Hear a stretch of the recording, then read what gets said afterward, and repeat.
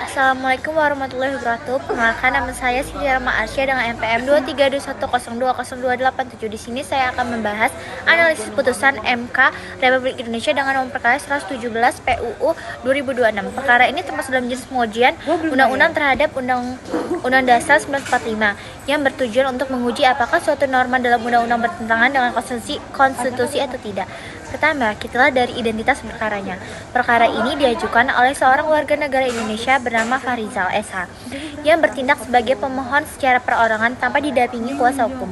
Dalam persidangan ini, pihak yang memberikan keterangan adalah Dewan Perwakilan Rakyat dan Presiden, karena merekalah yang berperan sebagai pembentuk undang-undang yang sedang diuji. Menariknya, dalam perkara pengujian undang-undang seperti ini tidak ada pihak yang saling berlawanan seperti dalam perkara perdata, karena sifatnya hanya menguji norma hukum secara konstitusional. Nah, selanjutnya, objek perkara dalam kasus ini adalah Undang-Undang Nomor 7 Tahun 2017 tentang Pemilihan Umum yang diuji terhadap Undang-Undang Dasar Negara Republik Indonesia tahun 1945 sebagai batu uji. Artinya, Mahkamah Konstitusi bertugas menilai apakah isi dari undang-undang tersebut sesuai dengan prinsip-prinsip konstitusi atau tidak. Namun, yang menjadi poin penting dalam perkara ini justru terletak pada proses persidangannya. Mahkamah Konstitusi telah memanggil pemohon secara sah melalui surat resmi, bahkan juga melakukan konfirmasi melalui email, WhatsApp, dan telepon. Meski sudah dilakukan berbagai upaya tersebut, pemohon tetap tidak hadir dalam sidang pemeriksaan pendahuluan tanpa memberikan alasan yang sah. Berdasarkan ketentuan hukum acara Mahkamah Konstitusi, khususnya dalam pasal 36 ayat 4 dan pasal 69 ayat 1 huruf C Peraturan Mahkamah Konstitusi Nomor 7 Tahun 2025, ketidakhadiran pemohon pada sidang pertama dapat mengakibatkan permohon dinyatakan gugur. Hal ini menunjukkan bahwa kehadiran pemohon dalam proses persidangan merupakan syarat formal yang sangat penting.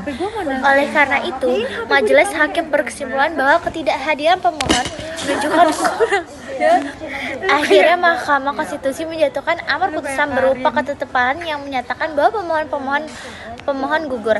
Artinya perkara ini tidak dilanjutkan ke tahap pemeriksaan substansi atau pokok perkara karena sudah terhenti di tahap awal akibat tidak terpenuhinya syarat formal.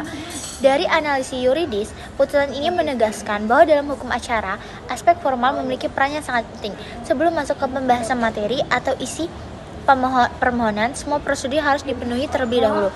Hal ini juga sejalan dengan asas peradilan sederhana, cepat dan biara ringan.